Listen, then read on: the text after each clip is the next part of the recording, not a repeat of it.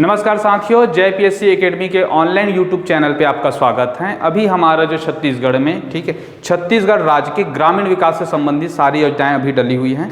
इससे जस्ट पिछले वाले अगर हम लोग देखेंगे उसमें आपको NRLM पार्ट 1 के रूप में दिखेगा। देखिए NRLM पार्ट 1 के रूप में हमने क्या पढ़ा कि छत्तीसगढ़ में भारत सरकार ने कैसे जो ग्रामीण स्वरोजगार जयंती योजना था उसको उन्होंने NRLM के रूप में डेवलप किया।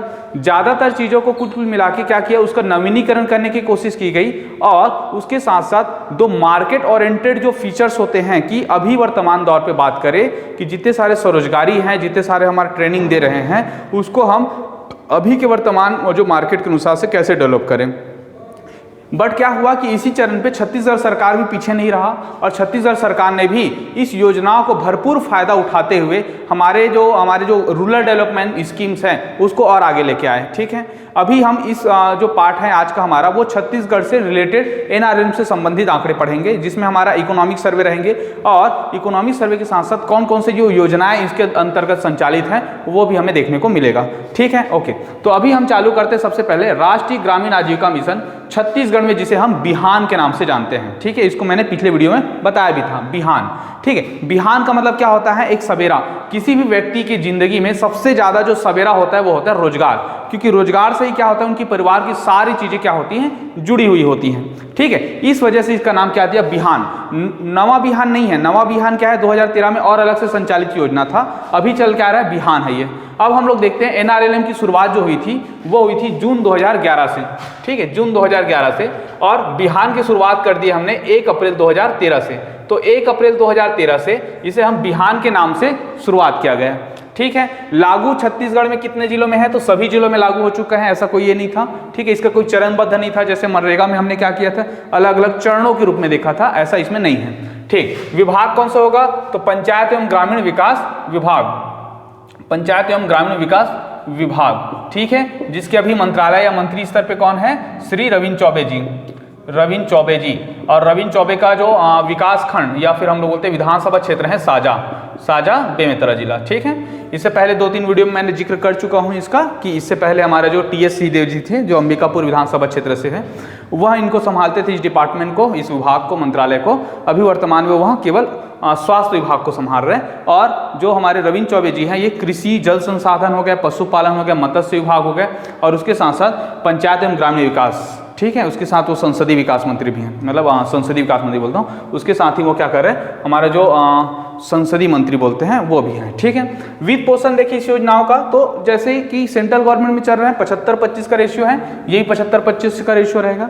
ठीक है, लक्ष्य क्या था बोलेंगे, सबसे इंपॉर्टेंट तो लक्ष्य है और एक उद्देश्य है। देखिए मेंस के अप्रोच में, क्योंकि ये क्वेश्चन कई बार आ चुका है आपका, छत्तीसगढ़ में बिहान के बारे में बताइए और हमेशा आता रहेगा। तो लक्ष्य क्या था, अगर एक लाइन पे लिखा जाए तो 11वीं पंचवर्षीय योजना और 12वीं पंचवर्षीय योजना को में क्या था, प्राप्त टारगेट को कंप्लीट करना था। मतलब इसके जो टारगेट थे छत्तीसगढ़ सरकार के साथ साथ भारत सरकार में दोनों में हमने क्या किया था कि 12वीं पंचवर्षीय योजना तक के अलग अलग उद्देश्य दिए गए थे कि ग्रामीण विकास दर को इतना रखना है। ठीक है, GDP में कितना कितना तय करना है, GER कितना रखना है, स्कूली शिक्षा दर को कितना बढ़ाना है, रोजगार में आय कितना सुनिश्चित, ये सारे टारगेट अलग अलग सेक्टर वाइज थे। वो सारे टारगेटों को हमें पूरा करना है, हमारा NRLM का उद्देश्य था, क्योंकि 11 में चालू किया गया था और 12 से 17 तक के 12वीं पंचवर्षीय योजना चला था। इसी वजह से हमने 17 तक के टारगेट रखा, कम से कम 17 तक के जो हमें लक्ष्य मिले हैं 12वीं पंचवर्षीय योजना का वो हमें पता चले। ठीक है, पंचवर्षीय योजना पे एक वीडियो और आने वाला है, लेकिन अभी हम इसको कंप्लीट करेंगे। ठीक, अब हम लोग देखते हैं टोटल, हम लोग इकोनॉमिक सर्वे के आंकड़े पढ़ने से पहले मैं बता देता हूं आपको उद्देश्य। ठीक है, देखिए उद्देश्य क्या होगा, उद्देश्य उस दिन भी बात किए थे कि क्या होता है कि रोजगार से संबंधित उद्देश्य होगा। तो उद्देश्य में देखिए एक होता है आपका कौशल उन्नयन करना, सबसे प्रमुख उद्देश्य है कि लोगों को क्या करना है, स्वरोजगारी बनाना है, उनको स्किल डेवलपमेंट करना है। दूसरा, निर्धन परिवार की एक महिला को स्वयं सहायता समूह से जोड़ना, याद रखना है, निर्धन परिवारों को। ठीक है, स्वयं सहायता समूह पे वीडियो और आगे आएगा, इसका डिटेलीकरण पे आएगा। अभी हम पढ़ रहे हैं कि निर्धन परिवारों को, देखिए कई बच्चे क्या मानते हैं कि NRLM मतलब होता है स्वयं सहायता समूह, ऐसा नहीं होता। ठीक है, कौशल स्किल प्रोजेक्ट जो चल रहा है दीनदयाल के नाम पे, ठीक है, सेंट्रल गवर्नमेंट पे, और मुख्यमंत्री के नाम पे भी चल रही है कौशल विकास योजना, ये तो चल ही रहा है, एक पार्ट है। ऐसे ही SSG भी एक पार्ट है। ठीक है, सेल्फ हेल्प ग्रुप भी इसके अंतर्गत पार्ट है कि एक महिला को स्वयं सहायता समूह से जोड़ना। ठीक, तीसरा होता है बाजार एवं अधोसंरचना विकास। ठीक है, बाजार एवं अधोसंरचना का विकास करना हो जाएगा। ठीक है। चौथा, ग्रामीण बीपीएल युवाओं को रोजगार उपलब्ध कराना, याद रखना है। ग्रामीण जितने सारे हमारे जो बीपीएल हैं, बिलो ऑफ पॉवर्टी लाइन, ऐसे युवाओं को क्या करना है, रोजगार उपलब्ध कराना है। अब रोजगार कैसे कराएंगे, किसी को अचानक से जॉब तो देगा नहीं, तो उसके लिए हमें क्या करना पड़ेगा, उसको ट्रेन करना पड़ेगा, ठीक है, ट्रेन करना पड़ेगा। याद रखना है अभी भी, जैसे कि अगर रायपुर से ये संचालित है, ये जो क्लासेस हैं रायपुर के रविशंकर यूनिवर्सिटी पे, ठीक है, उसके जो पीछे साइड में अभी भी ट्रेनिंग होता है, जैसे कि बिजली फिटिंग हो गया, ठीक है, कोई कारपेंटर वाला हो गया, कोई आजकल जो नल ट्यूब वाला जो ये बनाते हैं प्लम्बर हो गया, ठीक है, और भी ऐसे ऐसे जो है, जैसे कि मशीनीकरण हो गया, आजकल कपड़े बुनाई का काम हो गया, ठीक है, कपड़ा सिलने का काम हो गया, कंप्यूटर चलाने का काम हो गया, डिजिटलाइजेशन हो गया, मोबाइल रिपेयरिंग का काम हो गया, ये सारा काम आपका कहीं ना कहीं क्या किया जा रहा है, इस एनआरएलएम के तहत दिया जा रहा है, ताकि आप वर्तमान में जो मार्केट में जो डिमांड है उसके अनुसार से काम कर सकें, ठीक है। इसके साथ साथ इसमें ऋण भी प्रदान किया जाता है कि हाँ चलो आप खुद से अगर स्वरोजगारी बनना है, खुद से दुकान करना है तो आप दुकान डाल सकते हो, या आपको क्या किया जाता है, उसको प्लेसमेंट किया जाता है कि आपको कोई फेमस कंपनी में आपको एक साथ प्लेसमेंट किया जाता है कि ये हमारे यहाँ सर्टिफाइड है, आप इसको जॉब दे सकते हैं, ठीक है। तो इस प्रकार से कहीं ना कहीं हमारे जो बीपीएल युवाओं को रोजगार उपलब्ध कराना है। एक उद्देश्य क्या है, महिला स्वयं सहायता समूह को संघ का निर्माण करना है, और जो सेल्फ हेल्प ग्रुप है उसको क्या करना है, उसकी क्षमताओं में निर्माण करना है, उसकी जो बजटिंग पावर है, उनकी कैपेसिटी है, उनको ज़्यादा से ज़्यादा डेवलप करना है, उसको ऋण लेने की क्षमता विकसित करना है। एसएचजी खोल देने बस से कुछ नहीं होता, आपको क्या करना है, ऋण लेने को ज़्यादा से ज़्यादा उसको प्रोत्साहित करना है। कोई नया काम हो गया, जैसे पत्तल वाला काम हो गया, या फिर गोधन न्याय योजना हो गया, इसके तहत कोई स्कीम हो गया, ठीक है, तो नए नए स्कीमों को प्रोत्साहित करना है। इससे क्या होगा, वो संघ के रूप में संगठित होंगे, और ज़्यादा से ज़्यादा संगठित होंगे तो महिला सशक्तिकरण को बढ़ावा मिलेगा, ठीक है। एक हमारा जो स्कीम है वो है वित्तीय समावेशन का, और वित्तीय समावेशन कैसा होगा कि देखिए एक सेल्फ हेल्प ग्रुप होता है, तो सारे के सारे 200 से रुपए 400 रुपए तक के मंथली क्या करते हैं, पैसा जमा करते हैं, और वो जो पैसा जमा करते हैं उसको बैंक में जमा करते हैं, ठीक है, बैंक में जमा करते हैं, या तो बैंक से ऋण मिलता है, या क्या करते हैं, इसी का जो पैसा जमा होता है उन्हीं में से किसी सदस्य को वो लोग क्या करते हैं, थोड़ा से 2 रुपए या फिर 2% या 4% इंटरेस्ट रेट पे दे देते हैं। इससे क्या होता है कि उसके जो समूह होते हैं उनके पैसा धीरे धीरे बढ़ते जाते हैं। सरकार भी क्या करता है, ऋण मिल लेंगे या फिर कुछ ये करेंगे तो आपको सब्सिडी मिलता है, मतलब आपके पास क्या हो रहा है, हाँ अब एक बैंक के रूप में या एक बजट के रूप में आपके पास एक अमाउंट फिक्स रहता है, ठीक है। तो ये हो गया हमारे टोटल उद्देश्य, कौशल उन्नयन, निर्धन परिवार की एक महिला को स्वयं सहायता समूह से जोड़ना, बाजार एवं अधोसंरचना का विकास, ग्रामीण बीपीएल युवाओं को रोजगार उपलब्ध कराना, और महिला एवं स्वयं सहायता समूह के संघ का निर्माण करना, ठीक है। चलिए अब हम लोग आते हैं इसमें, इसके 3-4 योजनाओं को भी देख लेते हैं। ये योजना तो बाद में देखेंगे, फिलहाल हम लोग पढ़ते हैं इकोनॉमिक सर्वे, और इकोनॉमिक सर्वे में हम लोग लास्ट ये वीडियो रहेगा एनआरएलएम का, तो एनआरएलएम 2020-21 की बात करेंगे, ठीक है। देखिए अभी कौन सा चल रहा है इकोनॉमिक सर्वे, कौन सा रिपोर्ट आया है, तो इकोनॉमिक सर्वे का जो रिपोर्ट आया है वो है अपना आया 22-23, ठीक है, 2022 का रिपोर्ट आया, क्योंकि अभी 23 चल रहा है, एक साल पीछे आता है। अब 22 का जब रिपोर्ट आया, ठीक है, मतलब 2022 के अंतिम में रिपोर्ट आया, लेकिन क्या हुआ कि कई सारे रिपोर्ट दिसंबर तक नहीं मिलते हैं, इस वजह से लोग क्या करते हैं 20-21 का रिपोर्ट डालते हैं। तो ये एनआरएलएम का जो रिपोर्ट है वो 20-21 का रिपोर्ट है, ठीक है। देखो कोई भी आंकड़े क्या होते हैं, मतलब बुरे या अपडेटेड नहीं होते, मतलब टाइम इंपॉर्टेंट है कि आप टाइम के साथ उस डाटा को बताइए। मेंस में भी लिखेंगे तो आपको टाइम के साथ डाटा लिखना रहता है, तो मैं 20-21 की बात कर रहा हूँ। सीआईएफ पिछले वीडियो में देखेंगे, आप पढ़ेंगे कम्युनिटी इन्वेस्टमेंट फंड, इसको क्या बोलते हैं, सामुदायिक निवेश, सामुदायिक निवेश कोष, सामुदायिक निवेश कोष बोलते हैं। इसकी बात करते हैं, देखो सबसे पहले क्या मिलता है, आरएफ मिलता है, उसके बाद क्या मिलेगा आपको, सीआईएफ मिलेगा, उसके बाद आपका बैंकिंग लीकेज हो जाता है। तो हम लोग पढ़ रहे हैं किसको, सबसे पहले मैं आरएफ की बात करता हूं, फिर सीआईएफ की बात करूंगा। आरएफ की बात करता हूं, 20-21 में टोटल 19,163 स्वयं सहायता समूह था। 20-21 के टोटल साल भर में 19,163 स्वयं सहायता समूह था। उन्होंने क्या किया, 287 करोड़ रुपए इनको प्रदान किया गया। कितना प्रदान किया गया, 287 करोड़, 19,163। क्या होता है आरएफ, रिवॉल्विंग फंड बताया था कि लगभग 15,000 के आसपास आपको क्या करते हैं, एक अमाउंट दिया जाता है ताकि आपके जो समूह है वो चल सके, ठीक है। तो ये 287 करोड़ याद रखेंगे, क्योंकि मध्याह्न भोजन का योजना डाटा पूछा, मतलब कुछ का भी डाटा पूछ सकता है, खासतौर पे अगर एडीओ ओरिएंटेड एग्जाम हो गया तो और ज्यादा पूछ सकते हैं। तो 19,163 एसएचजी। उसके बाद देखते हैं सितंबर तक की रिपोर्ट भी आ चुका है हमारा, 22-23 का, 21-22 का रिपोर्ट, 20-21 का तो पूरा साल भर का, 21-22 का सितंबर तक की रिपोर्ट में 24,129 तक की ये बढ़ चुका था, और ये 361 करोड़ रुपए हो चुका था। कितना हो चुका था, 361 करोड़।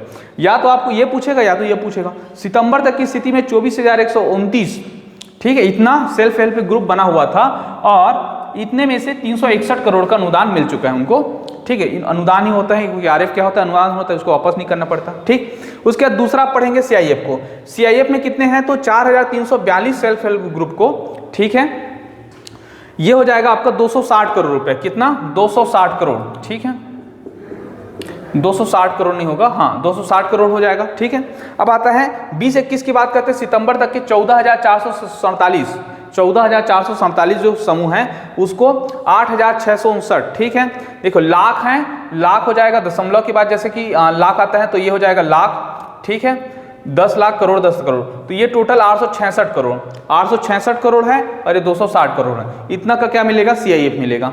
ठीक है, या उतना भी डाटा आपको बहुत डाउट होता है तो आपको कोई दिक्कत नहीं है, हम इसको ऐसे पढ़ेंगे 8,669.220 लाख ऐसे करके। ठीक है, मतलब 8,669.20 लाख ऐसे, तो इतना क्या हो जाएगा आपका एग्जैक्टली डाटा रहेगा। ठीक है, तो आंकड़े ये रहेगा 8669.20 लाख ऋण, इतना ही ऋण प्रदान कर, ये ऋण मिलेगा, ऋण मिलेगा तो लौटाना पड़ेगा, अनुदान को लौटाना नहीं पड़ता। ठीक है, एक होता है बैंकिंग लीकेज। बैंकिंग लीकेज में देखेंगे 66,529 सेल्फ हेल्प ग्रुप हैं, जिसमें से 63 करोड़ रुपए का क्या हो चुका है, ऋण प्रदान कर चुके हैं बैंकिंग लीकेज के तहत, 66,539।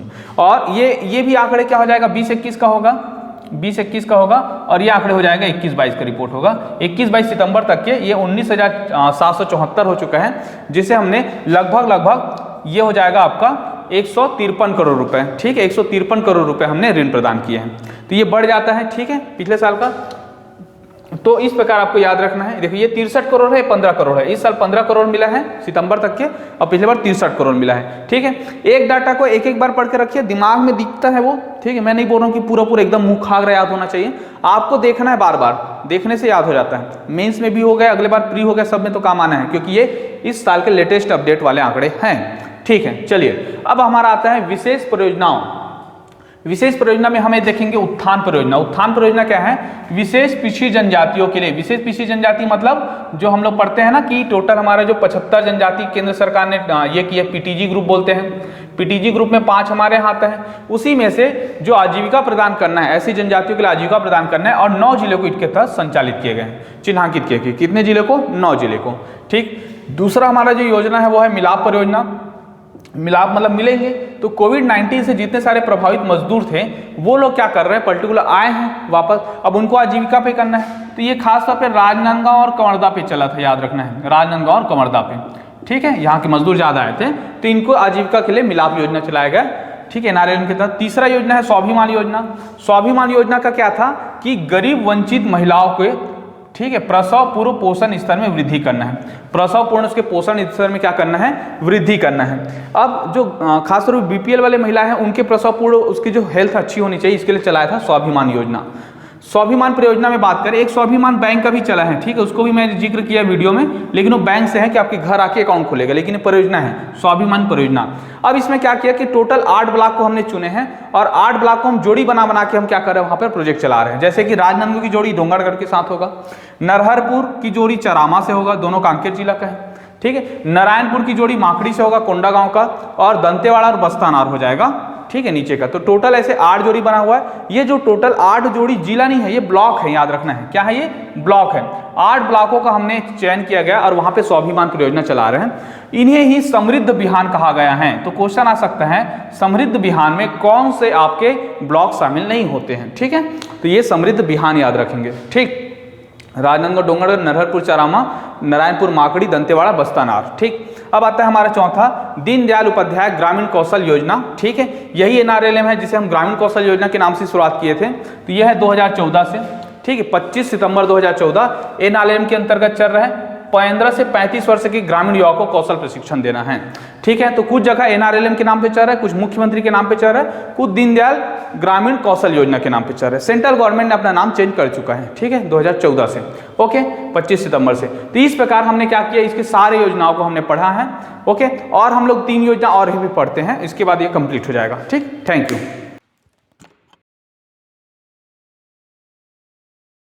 तो अभी हम लोग जो पढ़ रहे हैं एनआरएलएम में छत्तीसगढ़ के तहत बिहान के अंतर्गत कौन कौन से जो प्रोजेक्ट चल रहे हैं उसके बारे में हमने देखा। अभी हमारा जो नेक्स्ट प्रोजेक्ट चल रहा है वो चल रहा है वैल्यू चेन प्रोजेक्ट। ठीक है, वैल्यू चेन प्रोजेक्ट क्या है कि इसके अंतर्गत हम कृषि उत्पाद प्रोजेक्ट रहेगा। हम क्या करेंगे कि वहाँ की जो किसान इलाके हैं, ठीक है, उस कृषक इलाकों पे हम उसकी जो वैल्यू है, ठीक है, खासतौर पे किसका, कृषक के उत्पादों का, तो कृषक के उत्पादों की वैल्यू को बढ़ाएंगे। ठीक है, तो ये चल रहा है 2 जिला में चल रहा है, राजनांदगांव और कबीरधाम में चल रहा है। ठीक है, विकासखंड की बात करें तो राजनांदगांव कबीरधाम में एक आता है छुईखदान, एक आता है खैरागढ़ और एक आता है ससपुर लोहारा। ससपुर लोहारा कबीरधाम के अंतर्गत आएगा, राजनांदगांव और में अंतर्गत छुईखदान और खैरागढ़ आएगा। अभी वर्तमान में अपडेट की बात करें तो ये दोनों के दोनों जिला भी बन चुके हैं। ठीक है, खैरागढ़ छुईखदान। व्यय अनुपात 7:40 का रहेगा इसमें, 60% और 40% का। ठीक है, अब हम लोग देखते हैं एक चल रहा है स्टार्टअप विलेज इंटर्नशिप प्रोग्राम। ठीक है, SVEP। तो ये लक्ष्य हो जाएगा उद्यमिता विकास करना है आपको। मतलब हम क्या करेंगे, एंटरप्रेन्योरशिप जो होता है, ठीक है, जिसके तंत्र हम क्या कर सकते हैं, लोगों को स्वरोजगारी बनने के लिए ज़्यादा से ज़्यादा मोटिवेट कर सकते हैं। तो ये स्टार्टअप विलेज रहेगा कि आप गाँव ग्रामीण स्तर पर क्या करेंगे, स्टार्टअप खोलेंगे। तो शामिल जिले कौन कौन से हैं, सरगुजा और बलरामपुर, धमतरी, गरियाबंद और कांकेर और बस्तर। ठीक है, कांकेर बस्तर हो गया, धमतरी गरियाबंद हो जाएगा और सरगुजा बलरामपुर हो जाएगा। ठीक है, अब आता है हमारा कौन सा, CMSA प्रोग्राम। CMSA प्रोग्राम क्या है, कम्युनिटी मैनेज सस्टेनेबल एग्रीकल्चर। ठीक है, प्रोग्राम, इसका फुल फॉर्म आपको पूछ सकता है, आपको याद रखना है, community manage sustainable agriculture program. Total 27 जिले में चल रहा है। कितने जिले में चल रहा है, 27 जिले में। 27 जिले के 79 विकासखंड पे चल रहा है CMSA में प्रोग्राम। और ग्राम की बात करें तो 4933 ग्राम है। ठीक, इसके अगर हो सके तो ये इकोनॉमिक सर्वे पे हम लोग इसको कंसिडर नहीं किए हैं। अगर कुछ अपडेट रहेगा तो मैं आपको बिल्कुल अपडेट करूंगा। ठीक है, अभी तक जैसे कि मैंने जो ढूंढा था उसमें नहीं मिल रहा था, तो ये लास्ट अपडेट था। हो सकता है इसके बाद भी अपडेट हो जाए तो हम उसको बता देंगे नेक्स्ट वीडियो में, क्योंकि ये वीडियो कंटिन्यू चलेगा अभी। तो 27 जिले हैं, 79 विकासखंड है, 4933 गाँव हैं। ठीक है, प्रत्येक गांव से क्या करेंगे, 100 किसानों को चयन किया जाएगा CMSA प्रोग्राम में। प्रत्येक गांव से इतना गांव है, 100 किसानों का चयन करेंगे। 4 से 5 गांव की जब किसान लोग मिल जाएंगे उसमें एक संकुल बना देंगे। ठीक है, और हम लोग कोशिश करेंगे कि 2-2 सक्रिय महिला भी रहे प्रत्येक गांव में। ठीक है, तो महिला और पुरुषों दोनों का रहेगा community management sustainable agriculture program. ये हो जाएगा CMSA प्रोग्राम। ठीक है, एक हमारा चल रहा है रोशनी प्रोजेक्ट। रोशनी प्रोजेक्ट बहुत कई बार मेंस प्री सब में आ चुका है। ठीक है, रोशनी कार्यक्रम नक्सल प्रभावित जिले के लिए चल रहे हैं। नक्सल प्रभावित जिले कौन कौन से हैं, टोटल 8 जिले का चयन किया गया है। एक हो जाएगा हमारा बस्तर और एक हो जाएगा हमारा बलरामपुर। तो बस्तर संभाग के टोटल कितने जिले आते हैं, 7 जिले प्लस बलरामपुर जिला। ओके, आयु समूह की बात करें तो 15 से 35 वर्ष के जो ग्रामीण BPL परिवार है उनको ही हितग्राही बनाया जाएगा। ठीक है, 15 से 35 होना चाहिए और BPL होना चाहिए ग्रामीण इलाके की। प्रशिक्षण में क्या मिलेगा, 15,000 प्रशिक्षणार्थियों का हम क्या करेंगे, हितग्राहियों का चयन करेंगे। 15,000 उन्हें 3 वर्षों के लिए, नेक्स्ट 3 वर्षों के लिए, मतलब जिस साल चयन किया उसके 3 सालों के लिए। ठीक है, क्या क्या मिलेगा, 100% आवासीय प्रशिक्षण मिलेगा, उनको रहने खाने की सुविधा पूरा मिलेगा और 100% उसको आवासीय प्रशिक्षण दिया जाएगा। ठीक है, 70% जो युवा है उसको प्लेसमेंट दिलाना हमारा उद्देश्य रहेगा, 70%, और 40% इसमें महिला होना चाहिए। ठीक है, तो 100% आवासीय प्रशिक्षण, 70% युवा प्लेसमेंट और 40% महिला को लक्ष्य रखा गया है। ये है रोशनी प्रोजेक्ट। ठीक, क्वेश्चन अभी तक की जिला से आ चुका है और ये 15 से 35 वर्ष का भी आ चुके हैं। ठीक है, ये 15,000 भी पूछा जा सकता है और प्लस आवासीय प्रशिक्षण। FPO क्या होता है, फॉर्मल प्रोडक्ट ऑर्गेनाइजेशन, मतलब कृषि उत्पाद संगठन बनाए हैं लघु और सीमांत कृषकों का। ठीक है, सारा चीज बता चुका हूं कि लघु कृषक किसे कहेंगे, सीमांत कृषक किसे कहेंगे, कृषि उत्पादकों को। ठीक है, बाजार से जुड़ाव, बाजार से इसको क्या करना है, उसके प्रोडक्ट को जोड़ना है, कृषि उत्पाद को।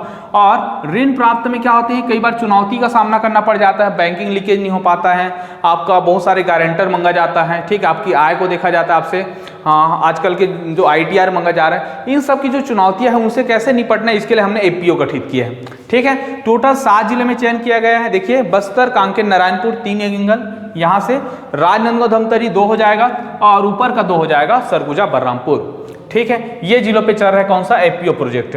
अब आता है लास्ट हमारा RCT प्रोग्राम।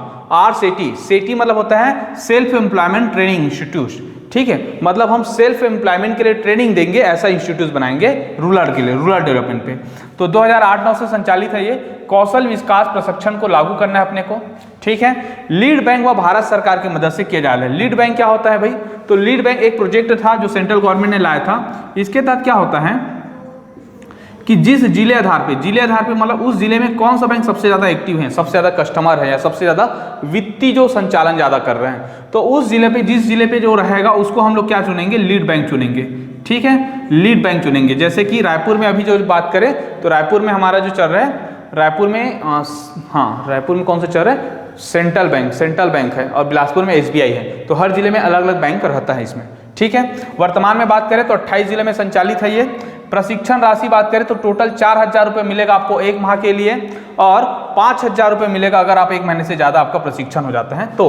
ठीक है, हितग्राही जो रहेगा वो BPL होना चाहिए 15 से, इसमें 18 से 45 है। देखिए ये 18 से 45 RCT, और रोशनी कितना है, 15 से 35 है। तो ऐसे बीच बीच का जो डिफरेंस होता है उसी को ही पूछा जाता है, क्योंकि इससे कंफर्मेशन होता है कि आपने सही में पढ़ा है, ऐसे तुक्का नहीं मारेंगे। ठीक है, तो 8-9 से संचालित कौशल प्रशिक्षण प्रोजेक्ट को लागू करना, लीड बैंक और भारत सरकार दोनों मिलकर कर रहे हैं। 28 जिले में संचालित है। टोटल 4,000 मिलेगा 1 महीना ट्रेनिंग के लिए, और 5,000 मिलेगा 1 महीने से अधिक ट्रेनिंग के लिए।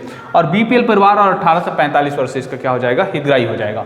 ठीक है, तो इस प्रकार हम NRLM के सारे प्रोजेक्ट को हमने कर लिए। इसके कुछ अपडेटेड आंकड़े और मिलेंगे हमें इकोनॉमिक सर में, तो और लेके आएंगे, ऐसा नहीं कि इसको खत्म करेंगे। ठीक है, लेकिन आगे हम लोग पढ़ेंगे, अभी SSG पढ़ेंगे, SSG की डिटेल पढ़ेंगे, पंचसूत्र कार्यक्रम क्या होता है, और SSG की शुरुआत कैसे हुआ, और उसका कौन कौन से एरिया को कवर करता है। ठीक है, ओके, तो इस प्रकार हमारा आज का हमारा जो NRLM पार्ट 2 है वो खत्म होता है। ठीक है, हमारे चैनल में जुड़े रहिए, ज़्यादा से ज़्यादा आपको कंटेंट मिलेगा। ठीक है, ग्रामीण विकास के साथ साथ अदर हमारे कंटेंट और भी तैयार हो रहे हैं, कि जैसे कि पंचायत हो गया, हमारा छत्तीसगढ़ का टॉपिक हो गया। ठीक है, ओके, ठीक, थैंक यू।